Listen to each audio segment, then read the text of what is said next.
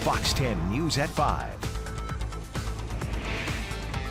Now at 5, new developments tonight after a woman drives off a cliff in Yavapai County.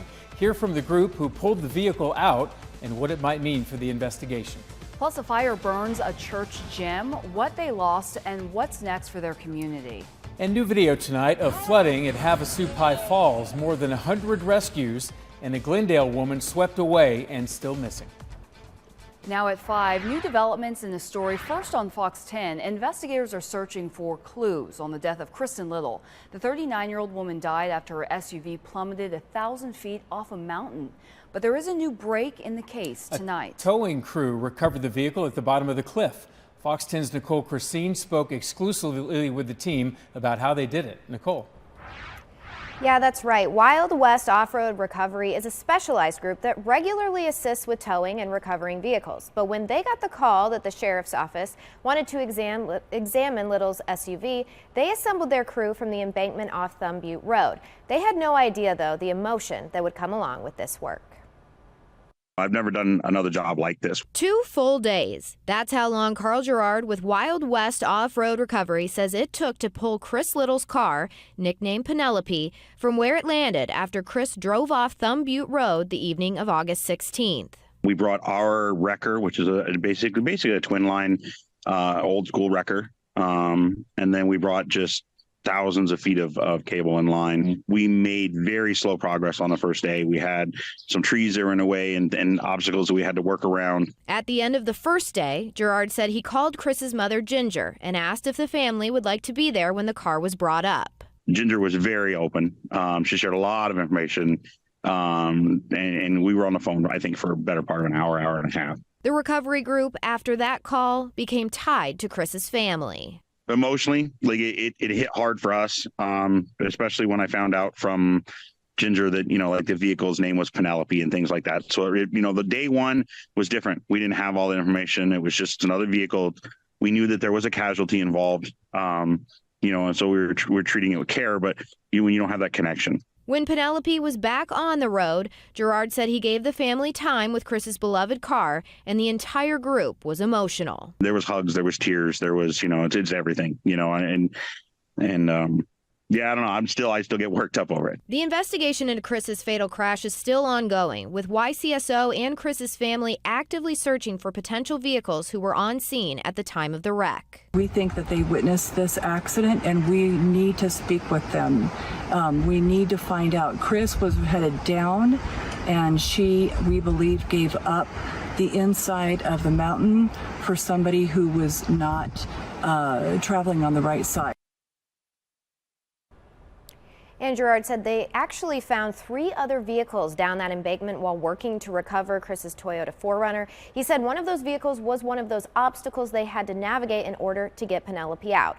We've reached out to the sheriff for an update on the case and are still waiting for more information. Reporting in studio, Nicole Christine, Fox 10 News. Thank you, Nicole. A man is behind bars tonight accused of murder in Mesa. Police arrested 39-year-old Antonio Marquez Mora on Saturday. A 911 caller reported a man having a seizure near Mesa Drive and Main Street. Turns out he'd been shot and died at the scene. The victim's identity hasn't been released. Witnesses led officers to Mora in a nearby parking lot, and police say he confessed to the killing, calling it an accident. He's facing charges of second-degree murder. New details tonight about a triple shooting in South Phoenix. Police tell us 30-year-old Jeremy Cara was killed. The shooting happened early Saturday morning near 19th Avenue in Dobbins. Officers found 3 people suffering from gunshot wounds. A man and a woman are expected to survive. Detectives believe the suspects drove away on 19th Avenue, but there is no description at this time and no word on a possible motive. If you can help, call Silent Witness at 480-WITNESS. A West Valley church complex is badly damaged after a fast-moving fire. It broke out early Sunday morning at the Alhambra Beloved Community Church near 19th Avenue and Glen Rosa. Phoenix fire officials say the fire started in the gymnasium and spread to several classrooms. Crews kept it from spreading to other buildings on campus. We talked to the pastor about plans to move forward, including finding volunteers to clean up the mess. Going inside there, everything is just so charred. The roof is charred from the roof to the ground. So it looks like it's It looks like it's a total loss. A lot of outreach goes out through our gymnasium, and so that's going to be the biggest part going forward is seeing what are those next steps for us to be able to get back at it. No one was hurt in the fire, and the cause is still under investigation. In northern Arizona, catastrophic flooding has closed all access to Supai and Havasupai Falls. And so far, Arizona National Guard troops have evacuated more than 100 hikers and tribal members. One of the state's most beautiful spots became a danger zone, and the tribal council voted yesterday to close the area for now.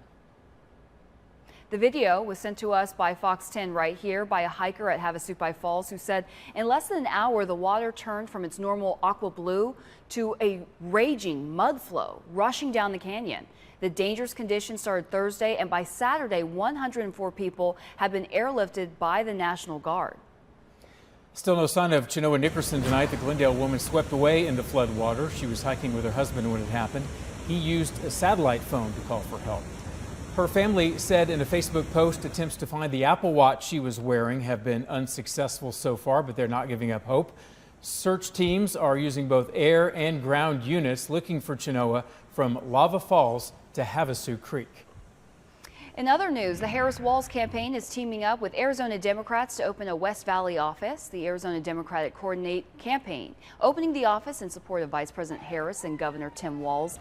It's located in Sun City, and their goals are to host volunteer training sessions, canvas kickoffs, and volunteer recruitment events. We are not just speaking to Democrats, we are speaking to independents, we are speaking to Republican voters, and it's about a uniting message because we don't have too many days before ballots drop. This is the 14th office for the Arizona Democratic Coordinated campaign. Defendants in the so-called fake electors case head to court tomorrow. 11 Republicans are accused of submitting a document that falsely declared Donald Trump the winner of the 2020 election in Arizona. Joe Biden won the state by about 11,000 votes. Lorraine Pellegrino pled guilty to one count of filing a false document, and former Trump lawyer Jenna Ellis had her charges dropped in exchange for her testimony. All right, up next, exchanging fire, the renewed fears of wider war as Israel and Hezbollah begin firing rockets at each other. And the Kennedy family feud. RFK Jr. responds to family criticism after endorsing Donald Trump.